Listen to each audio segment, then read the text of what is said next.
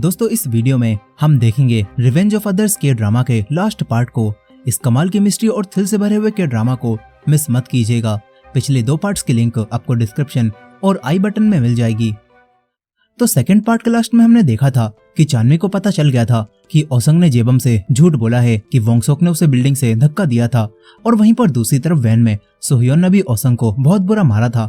वो बाहर जाने लगता है, तभी यहाँ पर जंगयोंग उस पर हमला करता है, लेकिन सोह्योन उसे पीटता है और गुस्से में एक डंबल मारने वाला होता ही है कि तभी जेबम यहाँ पर आकर सोह्योन को रोक देता है। वो ओसंग से बात करने आया था। जेबम ओसंग के पास जाकर उससे कहता है कि मुझे तुम्हारी बात पर यकीन नहीं है। तुमने कहा था कि तुमने वोंगसोक को मुझे धक्का देते हुए देखा था, और पुलिस को ये बात इसलिए नहीं बताई क्योंकि वोंगसोक भी तुम्हारा कोई सीक्रेट जानता था। लेकिन आखिर वो सीक्रेट क्या है? मगर ओसंग कहता है कि मैं तुम्हें अपना सीक्रेट क्यों बताऊं। ओसंग गुस्से में जेबम से बात करता है और कुछ भी बताने से मना कर देता है। अब इसके बाद जेबम और सोह्योन बात करने लगते हैं। सोह्योन पूछता है कि क्या सच में वोंगसोक ने ही तुम्हें बिल्डिंग से धक्का दिया था? क्या तुम्हारे और वोंगसोक के बीच कुछ चल रहा था? जेबम कहता है कि मुझे ये तो पक्का पता है कि वो एक कार एक्सीडेंट नहीं था, और ओसंग ने मुझे ये बात बताई है कि वोंगसोक ने मुझे धक्का दिया था। ओसंग शुरू से ही मेरी याददाश्त वापस लाने में मदद कर रहा था। उसने कहा कि कल उस बात को पूरा 1 साल बीत जाएगा जब वोंगसोक ने मुझे धक्का दिया था, लेकिन मुझे विश्वास नहीं हो रहा था और मैं कंफ्यूजन में था, और चानवी ने भी ये सारी बातें सुन ली थी, जिसके बाद से वो कहीं पर चली गई। सोह्योन कहता है कि ओसंग ने अभी ही तुम्हें ये सब बताने का फैसला क्यों किया होगा? आखिर तुम लोगों के साथ पिछले साल क्या हुआ था? अब तभी सोह्योन के फोन पर एक कॉल आती है, लेकिन अननोन नंबर देखकर सोह्योन कॉल नहीं उठाता। तभी चानवी मैसेज करके बताती है कि ये मेरा नंबर है। सोह्योन तुरंत ही उसे कॉल करता है और चानवी ने एक जगह पर मिलने के लिए बुलाती है। ये दोनों भागते हुए चानवी के पास आ जाते हैं।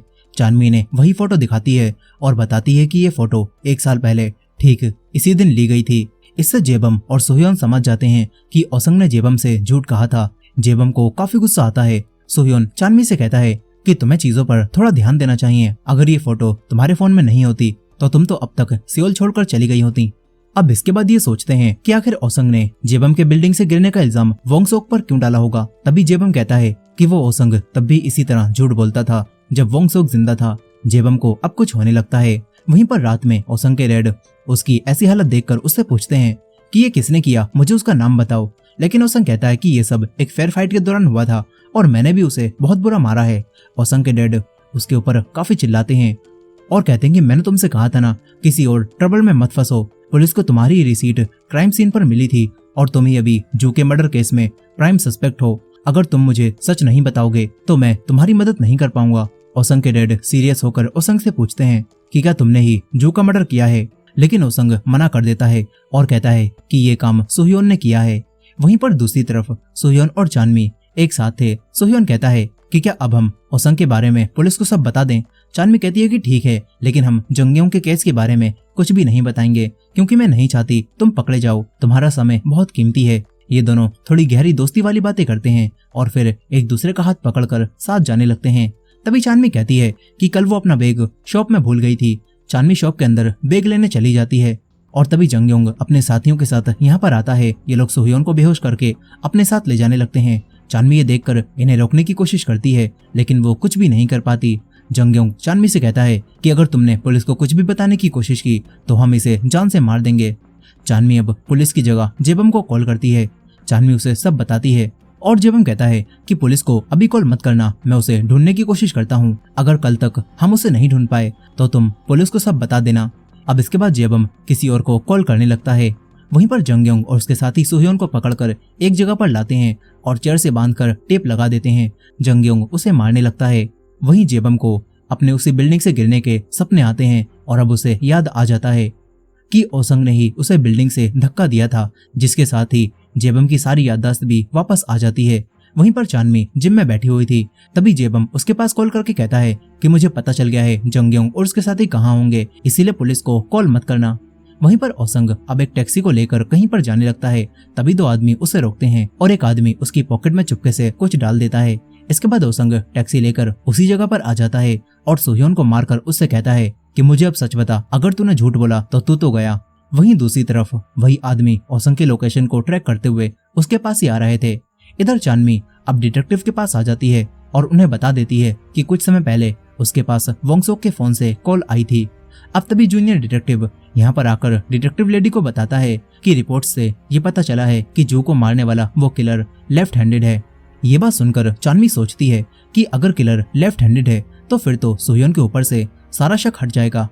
फिर चानवी इन्हें अपने फोन में वोंगसोक के फोन से आई हुई कॉल दिखाती है। ये दोनों समझ जाते हैं कि जिस भी इंसान ने वोंगसोक के फोन से कॉल की थी वही वोंगसोक का किलर हो सकता है। डिटेक्टिव तुरंत ही जूनियर डिटेक्टिव को वोंगसोक के फोन की लोकेशन निकालने के लिए कहती हैं। जब उससे चानवी को कॉल आई थी तभी चानवी कहती है कि मुझे ओसंग पर शक है। डिटेक्टिव पूछती हैं कि तुम्हें ऐसा क्यों लगता है। चानवी कहती है कि मुझे बस पता है और अब आपको बस एविडेंस ढूंढने होंगे। इधर ओसंग सोह्योन को बहुत बुरा पीट रहा था। ओसंग पूछता है कि तू ही वो हीरो है ना जिसने जंगयों को उस रात मारा था। सोह्योन हाँ करता है। फिर ओसंग पूछता है कि तूने ही वोंगसोक और जू का भी मर्डर किया है ना और तू मुझे फंसाने की कोशिश कर रहा है। लेकिन सोह्योन मना करता है। ओसंग को लगता है कि सोह्योन झूठ बोल रहा है, इसलिए ओसंग उसे फिर से मारता है और कहता है कि अब अगर तूने झूठ बोला तो तेरी उंगलियां काट दी जाएंगी। इसके बाद ओसंग उससे कहता है कि वोंगसोक ने भी कई लोगों को बुली किया था, वो भी हीरो से पिटने के लायक था और जरूर तू जब उसे धमका रहा होगा तो तभी हाथापाई में वो नीचे गिर गया। लेकिन सोह्योन मना करता है और कहता है कि तुमने ही वोंगसोक को मारा है। ये बात सुनकर ओसंग अब सोह्योन की उंगली काटने लगता है। तभी यहाँ पर वही आदमी आ जाते हैं। वो इन सभी को मारने लगते हैं और सोह्योन को छुड़ा लेते हैं। इसके बाद जेबम अपनी गाड़ी से यहाँ पर आता है। जेबम अब बदला हुआ लग रहा था। वो अंदर आकर सबसे पहले ओसंग को पकड़ लेता है और कहता है कि तूने मुझसे झूठ क्यों बोला। जेबम काफी गुस्से में था, लेकिन ओसंग अब भी कहता है कि मुझे नहीं पता तुम किस बारे में बात कर रहे हो। वो आदमी अब जेबम को रोकता है।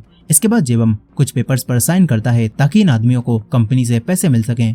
सोह्योन देखता है कि जेबम के सिग्नेचर अब बदल चुके हैं। वो अपना नाम जेबम की जगह जेजुन लिख रहा होता है और वो भी लेफ्ट हैंड से। वो आदमी भी जेबम को ये बात बताता है। जेबम तुरंत ही अपने राइट हैंड से अपना नाम बदल देता है। सोह्योन को ये बात काफी अजीब लगती है। इसके बाद जेबम सोह्योन को घर छोड़ने जाने लगता है। ये दोनों चानवी के पास आ जाते हैं। जेबम कहता है कि मुझे पता चल गया था ओसंग ने ही ये सब करवाया है, इसीलिए मैं सोह्योन को बचा पाया। इसके बाद जेबम कुछ खाने के लिए लेने जाता है। तभी सोह्योन चानवी को बताता है कि जेबम और ओसंग के साथ कुछ अजीब हुआ था। वहीं दूसरी तरफ डिटेक्टिव्स को अब पता चल जाता है कि उस दिन जब चानवी को वोंगसोक के फोन से कॉल आई थी तो वो कॉल किसी ने उसी पार्क में बैठकर की थी जहां पर अक्सर ओसंग फुटबॉल खेलने जाता था। डिटेक्टिव लेडी तुरंत ही जूनियर डिटेक्टिव को पार्क में जाकर वहां पर लगे हुए सीसीटीवी फुटेज को चेक करने के लिए कहती हैं। यहीं पर जूनियर डिटेक्टिव जू के मर्डर केस की फाइल्स को भी देखता है। डिटेक्टिव लेडी उसे बताती हैं कि जू को लेफ्ट हैंड से गला दबाकर मारा गया है। डिटेक्टिव सोचती हैं कि सोह्योन और ओसंग में से आखिर कौन लेफ्ट हैंडेड होगा। वहीं पर उसी पार्क में सोएन और चानवी बात कर रही थी। सोएन को ओसंग के ऊपर काफी गुस्सा आ रहा था। वो चानवी से सोह्योन के ब्रेन ट्यूमर की कंडीशन के बारे में पूछती है। चानवी कहती है कि डॉक्टर ने कहा था अगर वो खुद को पुश करे तो वो जी सकता है, लेकिन उसकी हालत और भी बिगड़ सकती है। सोएन समझ जाती है कि सोह्योन के बचने के चांसेस बहुत कम हैं। फिर सोएन चानवी को बताती है कि डिटेक्टिव कल मुझसे पूछताछ करने आए थे। उन्हें मेरी और मिनसोना के रेड की एक फुटेज मिल गई थी, लेकिन मैंने उसमें भेस बदल रखा था, इसीलिए मैंने मना कर दिया कि वो इंसान मैं नहीं हूँ। लेकिन अगर पुलिस को ये बात पता चल गई कि मैंने ही डील करवाकर सोह्योन को पैसे देकर जू और जंगयों को पिटवाया था तो सोह्योन को तो और भी बड़ी सजा हो सकती है। इसीलिए मैंने सोचा है कि मुझे यहाँ से जाना होगा। अगर मैं यहाँ से गायब हो जाऊंगी तो सोह्योन को पकड़ने के चांसेस काफी कम हो जाएंगे। सोएन कहती है कि अब वो स्कूल छोड़ देगी और अपने बालों को कलर करके और नाम बदलकर कहीं दूर रहने चली जाएगी। चानवी को उसके लिए बुरा लगता है। सोएन कहती है कि मैं आज रात ही यहाँ से जाने वाली हूँ। सोएन सोह्योन को ये सब बताने से मना करती है और कहती है कि चानवी सोह्योन का ख्याल रखना। चानवी उसे एक दोस्त की तरह गले लगाती है और गुड बाय कहने लगती है। तभी डिटेक्टिव यहाँ पर आ जाता है। सोएन यहाँ से चली जाती है। जूनियर डिटेक्टिव चानवी को बताता है कि उस रात तुम्हें तुम्हारे भाई के फोन से इसी पार्क में बैठकर किलर ने कॉल की थी। चानवी कहती है तो तुरंत ही जाइए और ओसंग से पूछिए कि उसने मुझे यहाँ से कॉल क्यों की, मैं ये बात जानना चाहती हूँ। ये बोलकर चानवी चली जाती है। डिटेक्टिव यहाँ पर खेल रहे बच्चों को ओसंग की फोटो दिखाकर उसके बारे में पूछता है और वो बताते हैं कि हाँ, ये लड़का हमारे साथ यहाँ पर खेलने आता था, लेकिन अब वो कई दिनों से नहीं आ रहा। वहीं ओसंग अपने डैड से मिलने फिर से पुलिस स्टेशन जाता है। वो अपने डैड को अब बताता है कि कुछ ही समय में एक और पुराना केस दोबारा से खुलने वाला है और इस सब के पीछे की वजह आपकी दूसरी बेटी जीयून है। ओसंग कहता है कि मैं जीयून से प्यार करता था और आज भी करता हूँ। मैं उसे रोमांटिकली चाहता था और मैं जीयून से प्यार करने लगा था, इसी वजह से वो सब कुछ हो गया। ओसंग कहता है कि मैं आपको ये सब इसीलिए बता रहा हूँ ताकि जब मैं आपको सच बताऊं तो आप यकीन कर सको। ओसंग के डैड कहते हैं कि जीयून भले ही तुम्हारी बायोलॉजिकल सिस्टर ना हो, लेकिन हम एक फैमिली हैं, तुम उसके लिए ऐसी फीलिंग्स नहीं रख सकते। ओसंग कहता है कि अब ये बताने के लिए बहुत देर हो चुकी है। ओसंग के डैड कहते हैं कि आखिर कौन सा केस रीओपन होने वाला है। ओसंग बताता है कि वोंगसोक का मर्डर केस रीओपन होने वाला है। वहीं पर जीयून कहीं पर जा रही थी, तभी जेबम उससे मिलता है। जेबम उसे अपने साथ चलने के लिए कहता है। इधर ओसंग पुलिस स्टेशन से जाने लगता है, तभी डिटेक्टिव लेडी उसे देखकर उसे एक वॉलेट देती हैं, लेकिन ओसंग कहता है कि ये मेरा नहीं है। वो चला जाता है। वहीं पर चानमी सोह्योन को बताती है कि डिटेक्टिव्स को पता चल गया है कि उस किलर ने उसी पार्क से उस रात कॉल की थी, और साथ ही ये भी पता चला है कि जू को मारने वाला वो किलर लेफ्ट हैंडेड है, यानी कि तुम्हारे ऊपर से अब उनका शक हट जाएगा। ये बात सुनकर सोह्योन चानमी को बताता है कि जेबम भी अपने लेफ्ट हैंड से साइन कर रहा था। ये दोनों जेबम के बारे में सोचने लगते हैं। वहीं पर जेबम जीयून को लेकर एक जगह पर लाता है। जीयून कहती है कि मुझे लग रहा था तुम मुझे घर ले जा रहे हो, मुझे अभी उतारो, मुझे जाना है। लेकिन जेबम उससे अजीब तरह से बात करता है और कहता है कि मैं जानता हूँ ओसंग तुमसे प्यार करता है और तुम दोनों किस भी कर चुके हो। जीयून हैरान रह जाती है। वहीं पर चानमी सोह्योन से कहती है कि क्या लेफ्ट हैंडेड लोग लेफ्ट लेग का भी ज्यादा यूज करते हैं। सोह्योन कहता है कि हाँ, मैंने जिम में कई लेफ्ट हैंडेड लोगों को देखा है, वो लोग सोकर खेलते समय और किक मारते समय अपनी लेफ्ट लेग का ही इस्तेमाल करते हैं। ये बात सुनकर ये लोग दोबारा से वोंगसोक की गिरने की वीडियो को देखने का फैसला करते हैं। ये लोग तुरंत ही सजिन को कॉल करते हैं, लेकिन उसकी कॉल नहीं लगती और इनके पास अब वीडियो भी नहीं थी। वहीं पर जेबम ओसंग को भी मिलने के लिए यहाँ पर बुला लेता है। ओसंग कहता है कि मैं यहाँ आ गया हूँ, इसलिए जीयून को जाने दो, लेकिन जेबम ऐसा नहीं करता। फिर वो ओसंग से पूछता है कि जब मैं बिल्डिंग से गिरा था उस दिन तुमने ही मुझे धक्का दिया था ना। जीयून ये सुनकर हैरान रह जाती है। ओसंग भी समझ जाता है कि जीयून को ये बात याद आ गई है। जेबम कहता है कि आखिर तुमने मुझे धक्का क्यों दिया। ओसंग कहता है कि उस दिन मैं बहुत गुस्से में था। जेबम कहता है कि तुम गुस्से में क्यों थे, क्योंकि मैंने बस तुम्हें वोंगसोक को बुली करने से मना कर दिया था, इसीलिए तुम्हें गुस्सा आ गया। जेबम कहता है कि जीयून तुम भी ये बात जानती थी ना कि ओसंग ही वोंगसोक को दूसरों को बुली करने के लिए फोर्स करता था। जीयून हाँ करती है और जेबम कहता है कि जिस दिन मैंने तुमसे वोंगसोक को छोड़ने के लिए कहा, तभी तुमने मुझे मारने का फैसला कर लिया होगा। जेबम बताता है कि ओसंग उस दिन मेरे खिलाफ नहीं जा सकता था, क्योंकि मैंने उसके फोन में एक वीडियो देख ली थी जिसमें वो जीयून तुम्हें किस कर रहा था। मैं जानता हूँ उसने तुम्हें फोर्सफुली किस किया था और तुम्हें भी ये बात नहीं पता थी कि वो वीडियो बना रहा है, लेकिन उस वीडियो की वजह से ओसंग को मेरी बात माननी पड़ती और वोंगसोक को दूसरों को बुली करवाने के लिए मजबूर करना छोड़ना पड़ता, इसीलिए उसने मुझे ही मारने का फैसला किया और मुझे बिल्डिंग से धक्का दे दिया। जीयून ये सब जानकर ओसंग के एक थप्पड़ मारती है और गुस्से में यहाँ से चली जाती है। इसके बाद जेबम पूछता है कि ओसंग तुम्हें कब पता चला था कि मेरे दिमाग के अंदर एक और जेबम रहता है जो बिल्कुल अलग है। ओसंग बताता है कि तुम्हारी मॉम ने मुझे ये बात बता दी थी। यहीं पर ओसंग भी अब ये समझ जाता है कि जेबम को याद आ गया है वोंगसोक को किसने मारा था।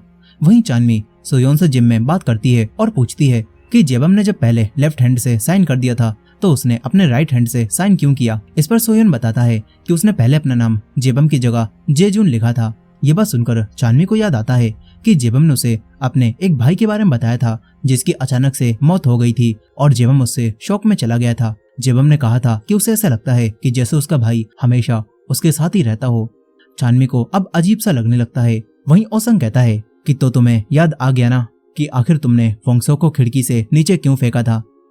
वहीं पर चानमी किसी तरह से सेजिन का ईमेल एड्रेस निकलवाती है और उसे भी ये सब बताकर वीडियो सेंड करने के लिए कहती है। इसके बाद इनके पास वीडियो आ जाती है। ये दोनों वीडियो प्ले करते हैं और उस वीडियो को ध्यान से देखने पर इन्हें पता चलता है कि जिस इंसान ने वोंगसोक को धक्का दिया था उसने लेफ्ट लेग का इस्तेमाल किया था।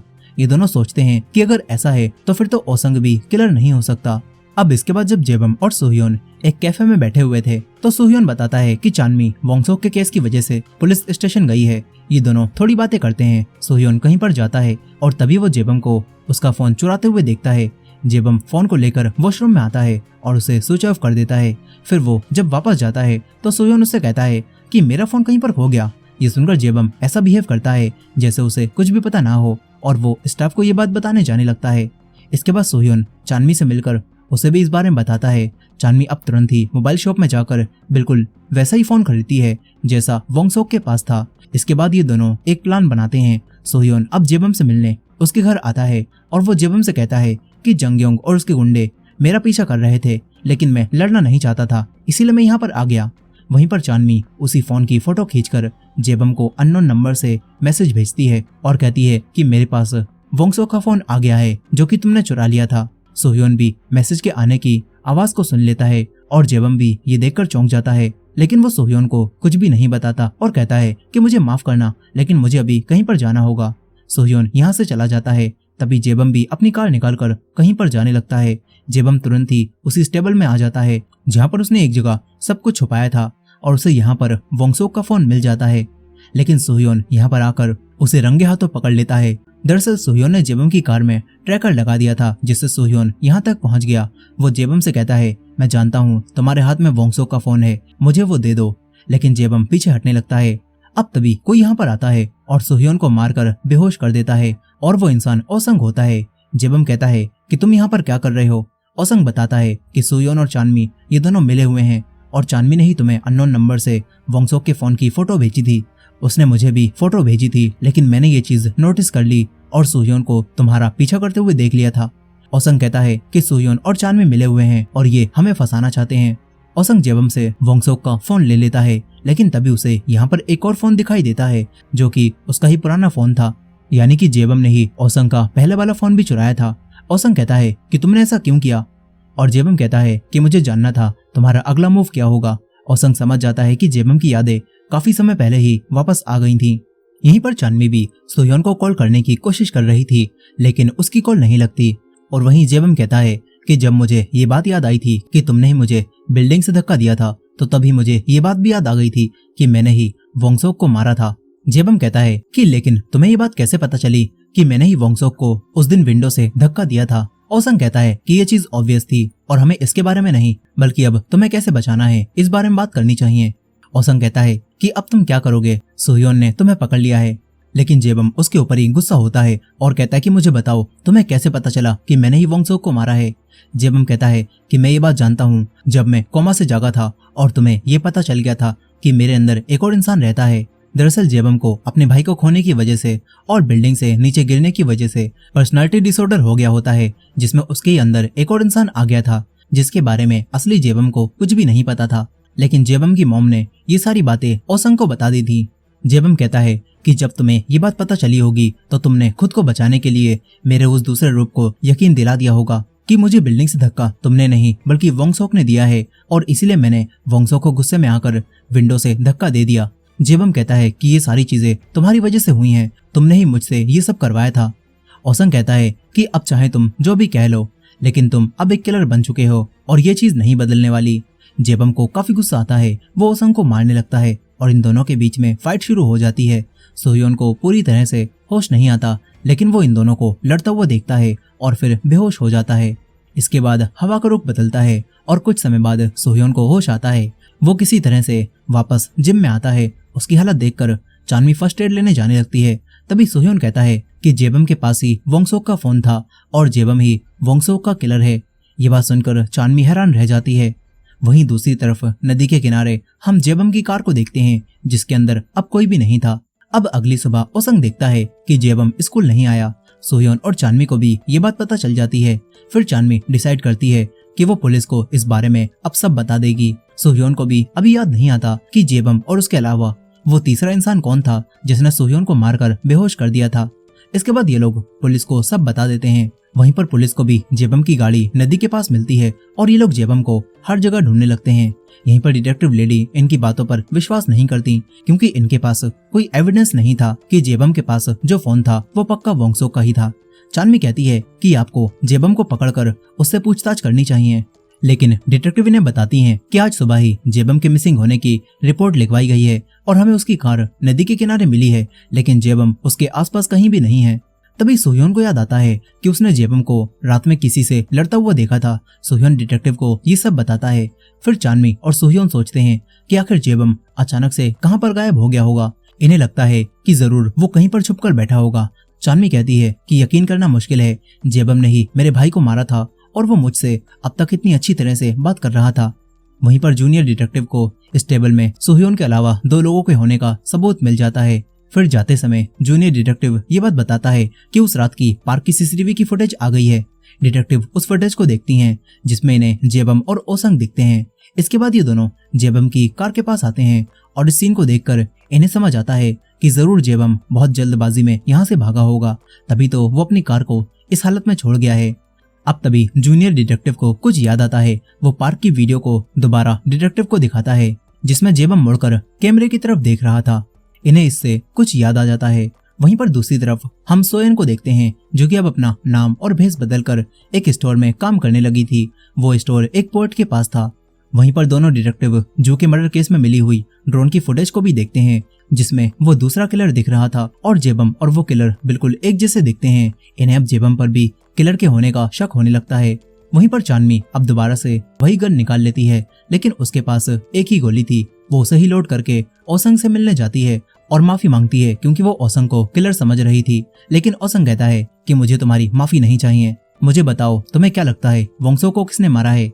चांदनी कहती है कि तुम ये बात जानते हो, तुम्हें पता है वो किलर कौन है। आखिरकार कल रात में जेबम के साथ स्टेबल में तुम भी तो मौजूद थे। ओसंग कहता है कि अच्छा तो सुह्योन ने मुझे देख लिया था, लेकिन चांदनी ने बस तुक्का लगाया था जो कि बिल्कुल सही लगा। वो समझ जाती है कि ओसंग ने ही कल रात को सुह्योन को मारकर बेहोश किया था। चांदनी कहती है कि मुझे बताओ जेबम कहाँ पर छुपा है, लेकिन ओसंग कहता है कि मुझे भी ये बात नहीं पता। चांदनी कहती है कि तुम उसके साथ मिले हो ना, लेकिन ओसंग मना करता है और जाने लगता है। तभी चांदनी कहती है कि रुको, मुझे रिकॉर्डिंग तो रोकने दो। चांदनी ये सब रिकॉर्ड कर रही थी और अब वो डिटेक्टिव को कॉल करके बता देती है कि कल रात को स्टेबल में जेबम के साथ ओसंग था और मेरे पास सबूत है, मैं आपको रिकॉर्डिंग भेज रही हूँ। ये सब देखकर ओसंग चांदनी को धमकी देता है और कहता है कि मैं तुझे एक दिन अपने हाथों से जान से मारूंगा। ये बोलकर वो यहाँ से चला जाता है।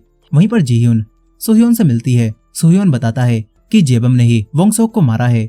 जीह्यून को ये सुनकर काफी हैरानी होती है। सुह्योन कहता है कि तुम्हें भी हमारी मदद करनी होगी, इस तरह हम जेबम को जल्दी पकड़ सकते हैं। सुह्योन जीह्यून को एक जीपीएस ट्रैकर देता है और उसे ओसंग के बैग पर लगाने के लिए कहता है ताकि अगर ओसंग जेबम से मिलने जाए तो इन्हें जेबम का पता चल सके। जीह्यून मान जाती है। वहीं पर डिटेक्टिव ओसंग से पूछती हैं कि तुम कल रात को जेबम से क्यों मिले थे। ओसंग कहता है कि हम बस हैंग आउट करने गए थे और ये कोई क्राइम नहीं है। लेकिन डिटेक्टिव कहती हैं कि तुम्हारे पास वोंगसोक जैसे फोटो का मैसेज आया था, उसके बाद ही तुम क्यों गए। मगर ओसंग मना कर देता है और कहता है कि ये कोई मजाक कर रहा था, ऐसा फोन तो किसी के पास भी हो सकता है। तभी डिटेक्टिव उसे उसी दिन की पार्क की वीडियो दिखाकर कहती हैं कि इसी रात को किसी ने पार्क से चांदनी को वोंगसोक के फोन से कॉल की थी और तुम दोनों ही उस वक्त वहां पर मौजूद थे। और पिछली रात जब सुह्योन ने जेबम को स्टेबल में रंगे हाथों पकड़ लिया था जहां पर उसके पास वोंगसोक का फोन था, तो तुमने ही पीछे से आकर सुह्योन को बेहोश कर दिया था ना। लेकिन ओसंग कहता है कि ये सब मनगढ़ंत कहानी है। मगर डिटेक्टिव कहती हैं कि अब इसका फैसला कोर्ट में होगा क्योंकि तुम्हारे ऊपर अब ट्रायल चलने वाला है। वहीं पर जिम में सुह्योन चांदनी को ट्रैकर के बारे में बताता है, लेकिन चांदनी कहती है कि क्या जीह्यून हमारी मदद करेगी, आखिरकार ओसंग उसका भाई है। वहीं हम पोर्ट को देखते हैं जहां पर एक बोट में जेबम छुपा हुआ था। उसके पास वोंगसोक का फोन भी था जिसे वो पानी में फेंक देता है। अब अगले दिन जीह्यून वो ट्रैकर ओसंग के फोन में छुपाने आ जाती है। तभी ओसंग यहाँ पर आ जाता है, लेकिन जीह्यून बहाना बनाकर निकल जाती है। मगर ओसंग को उस पर शक हो जाता है। वहीं आजंग सोएन और चांदनी से पूछती है कि क्या तुमने सोएन को कहीं पर देखा, वो कहीं भी नहीं मिल रही और ना ही अपना फोन उठा रही है। आजंग कहती है कि अगर वो मुझे मिल गई तो मैं उसे बहुत बुरा मारूंगी। इसके बाद क्लास में जीह्यून सुह्योन को बताती है कि काम हो गया है, उसने वो ट्रैकर बैग में लगा दिया है। वहीं पर पोर्ट के पास स्टोर में सोएन आजंग की एक वीडियो देख रही थी। तभी आजंग वीडियो कॉल करती है। सोएन आजंग से बात करने लगती है और चांदनी भी उसके साथ थी। सोएन पूछती है कि वहां पर क्या चल रहा है। आजंग बताती है कि जेबम अब मिसिंग हो गया है और उसी ने वोंगसोक को विंडो से धक्का दिया था, वही किलर है। अब तभी स्टोर में कुछ लोग आ जाते हैं और सोएन कॉल काट देती है। इसके बाद जब वो बाहर कुछ खा रही थी तो तभी उसे जेबम दिखता है जो कि बोट की तरफ जा रहा था। सोएन उसे यहाँ पर देखकर चौंक जाती है। वहीं दूसरी तरफ सेजिन अब अमेरिका से वापस आ जाता है। वो तुरंत ही वापस आकर चांदनी से मिलता है। दूसरी तरफ सुह्योन देखता है कि ओसंग अब भी अपने घर में ही मौजूद है, उसका ट्रैकर घर से बाहर नहीं निकल रहा। इधर सेजिन अब चांदनी से बात करता है और बताता है कि तुम्हारा ईमेल मिलने के बाद मुझे ऐसा लगा कि मैं कायरो की तरह अमेरिका भाग आया हूँ, इसीलिए मैंने वापस आने का फैसला किया। चांदनी उसे बताती है कि हमें पता चल गया है जेबम ने ही वोंगसोक को मारा था, लेकिन हम उससे कुछ पूछ पाते इससे पहले ही वो कहीं पर गायब हो गया। सेजिन ये बात जानकर हैरान होता है कि जेबम वो किलर है। इसके बाद सेजिन चांदनी को सच बताते हुए कहता है कि हकीकत में मैं ही तुम्हारे भाई को डेट कर रहा था और हम दोनों जब एक दिन साइंस लैब में थे तो ओसंग ने हमारी फोटोज ले ली थी और उन्हीं फोटोज की वजह से वो वोंगसोक को ब्लैकमेल करके अपने गंदे काम करवाता था और दूसरों को बुली करवाता था। चानमी को ये बात जानकर काफी हैरानी होती है, साथ ही उसे अपने भाई के लिए दुख भी हो रहा था। सेजिन कहता है कि जेबम तो हमेशा से ही वोंगसोक को ओसंग से बचाता था, इसीलिए यकीन करना मुश्किल है कि जेबम वोंगसोक को मार सकता है। चानमी कहती है कि मैं ये पता लगाकर रहूंगी कि आखिर जेबम ने ऐसा क्यों किया। वहीं पुलिस स्टेशन में थोड़ी और जांच करने के बाद डिटेक्टिव को ये पता चल जाता है कि वो जू की शॉप से निकलने वाला दूसरा किलर कोई और नहीं बल्कि जेबम ही था, और ये जानकर ये लोग तुरंत ही जेबम का अरेस्ट वारंट निकलवाते हैं। वहीं पर जेबम अब भी उसी बोर्ड पर छुपा हुआ था और अब चानमी भी अपनी गन लेकर कहीं पर जाने लगती है। सोह्योन कहता है कि तुम कहां पर जा रही हो। चानमी उसे झूठ बोलती है कि वो आजंग के घर जा रही है, जबकि हकीकत में वो अगले ही दिन जेबम को बोट पर मिलती है। चानमी उस पर गन तान लेती है और कहती है कि तुमने मेरे भाई को क्यों मारा। जेबम उसे समझाने की कोशिश करता है, लेकिन चानमी कहती है कि अगर तुम आगे बढ़े तो मैं तुम्हें शूट करके मार दूंगी, मुझे सिर्फ इतना बताओ कि तुमने मेरे भाई को क्यों मारा। जेबम उससे कहता है कि जब वो बिल्डिंग से नीचे गिरकर कोमा में चला गया था तो उसे साइकोलॉजिकल डिसऑर्डर हो गया, और उसकी दूसरी पर्सनालिटी को ओसंग ने ये यकीन दिला दिया था कि वोंगसोक ने ही उसे बिल्डिंग से धक्का दिया था। इसीलिए जेबम के ऊपर जब उसकी दूसरी पर्सनालिटी हावी थी तो उसने वोंगसोक के पास जाकर साइंस लैब से उसे विंडो से धक्का दे दिया, और ये सब उस जेबम ने बदला लेने के लिए किया था, क्योंकि उसे लग रहा था कि वोंगसोक ने ही उसे बिल्डिंग से धक्का दिया था, हालांकि ये काम ओसंग ने किया था। चानमी कहती है तो जब से हम मिले थे तुम अब तक मुझसे झूठ बोल रहे थे, तुम्हें सब पता था। लेकिन जेबम मना करता है, वो कहता है कि मुझे भी अपनी दूसरी पर्सनालिटी के बारे में कुछ भी नहीं पता था और मुझे याद भी नहीं था कि मैंने वोंगसोक को मारा है। मुझे तो ये सब कुछ दिनों पहले याद आया है। वो बताता है कि उसने ही वोंगसोक के फोन से पार्क में बैठकर चानमी को कॉल की थी और ये चीज उसे अब याद आई है। और उसी समय पर जब वो कॉल कर रहा था तो पास में रखा हुआ ओसंग का फोन भी रिंग होने लगा था, जिससे जेबम ने तुरंत ही कॉल काट दी थी और उसने उसी दिन ओसंग का फोन चुरा लिया था।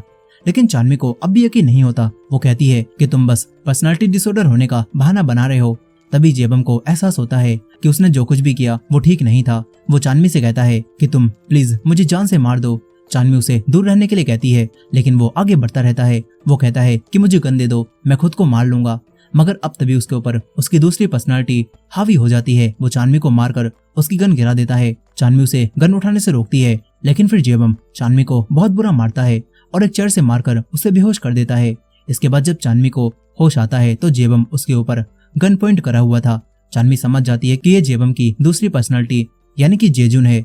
वो जेजुन से कहती है कि तुमने ही जेबम की बॉडी में रहकर ये सारे काम किए थे ना। जेजुन चानमी के सर पर गन रखता है और कहता है कि चुप रहे, तू मरना चाहती है क्या। चानमी कहती है कि प्लीज जेबम की बॉडी से चले जाओ और जेबम को आजाद कर दो। मगर जेजुन कहता है कि हम दोनों एक ही इंसान हैं। लेकिन चानमी कहती है कि नहीं, जिस जेबम को मैं जानती हूँ वो तुम्हारी तरह डीमन नहीं है। यह सुनकर जेजुन गुस्सा करने लगता है और वो उसे जू के मर्डर केस की भी हकीकत बताने लगता है। तभी हमें कुछ दिनों पहले का सीन दिखाया जाता है जब जेबम के ऊपर उसकी दूसरी पर्सनालिटी हावी थी। वो ओसंग को देखता है जो कि उसके रूम में था। ओसंग जेबम के पास 2 बास्केटबॉल मैच की टिकट्स को देखता है और उन्हें फेंक कर यहीं पर चला जाता है। तभी जेबम को यहाँ पर पड़ी हुई ओसंग की स्टडी कैफे की रिसीट मिलती है। जेबम उसे फाड़ देता है, लेकिन फेंकने के लिए डस्टबिन नहीं था, इसलिए वो रिसीट को जेब में ही रख लेता है।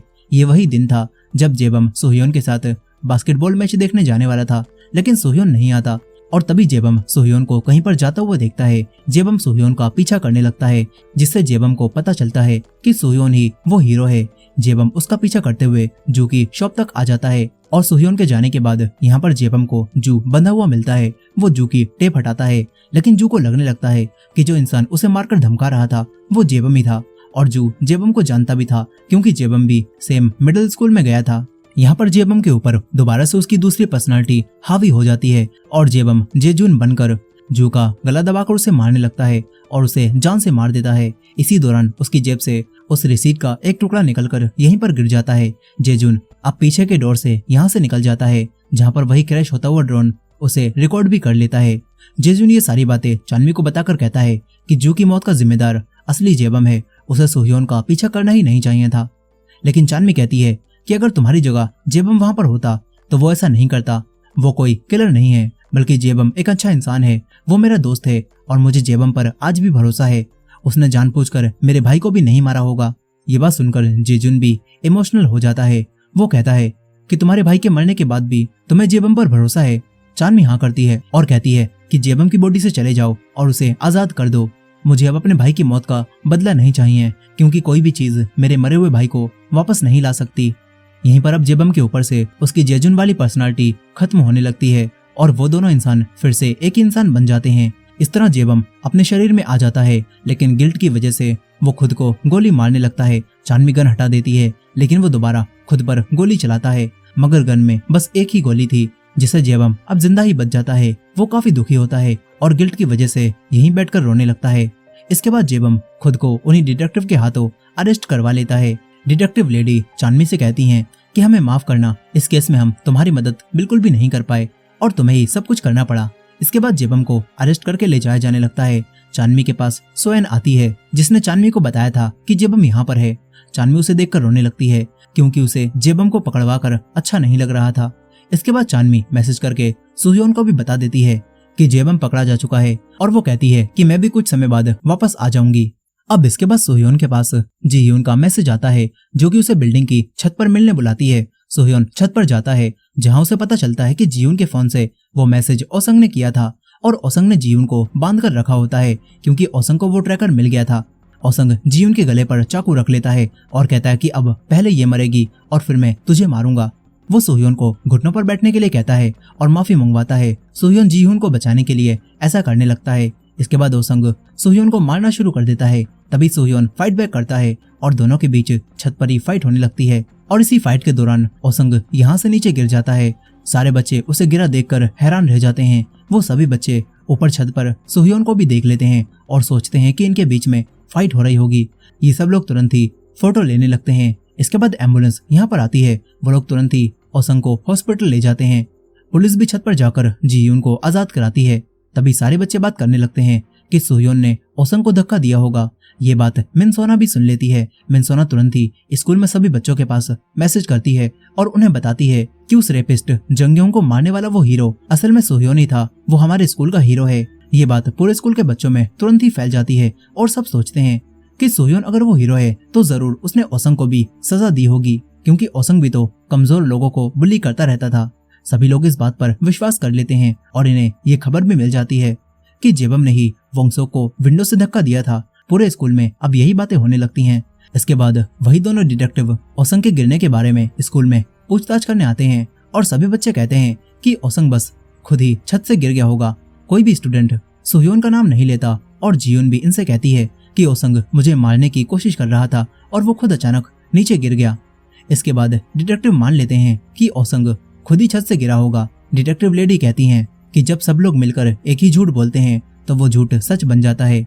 अब इसके बाद कहानी कुछ समय आगे जाती है, जहाँ पर सभी बच्चों की ग्रेजुएशन कंप्लीट हो जाती है। सभी ग्रेजुएशन फोटोज लेने लगते हैं। चानमी भी इनके साथ फोटो लेती है और सोएन भी अब वापस स्कूल आ चुकी थी। इसके बाद सभी लोग फोटो खिंचवाते हैं, लेकिन सोह्योन इनके साथ नहीं था। वो स्कूल को छोड़कर चला गया था ताकि वो अपना बचा हुआ समय खुशी से बिता सके। और सारे बच्चे सोह्योन को बाय बोलते हैं। चानमी ने भी मरीन कॉर्प्स को ज्वाइन कर लिया होता है। वो सोह्योन के साथ उसका हाथ थामकर यहाँ से जाने लगती है। ये दोनों अब खुश होते हैं और इसी एंडिंग के साथ ये के ड्रामा यहीं पर खत्म हो जाता है। दोस्तों, आपको ये के ड्रामा कैसा लगा कमेंट करके बताइएगा। मुझे तो इसकी मिस्ट्री काफी पसंद आई थी। खैर, अब हम देखने वाले हैं एक ऐसे गैंगस्टर की कहानी को जिसकी आत्मा एक हाई स्कूल के बच्चे में चली जाती है और फिर वो लड़का अपने पूरे स्कूल में किस तरह डॉन बनता है। ये देखकर आपको जरूर मजा आएगा, लेकिन वो कहानी अब अगली वीडियो में। अब आप इस वीडियो को लाइक करके हमारे चैनल को सब्सक्राइब कर दीजिएगा और अपना एक्सपीरियंस कमेंट में बताना मत भूलिएगा। मिलते हैं नेक्स्ट वीडियो में।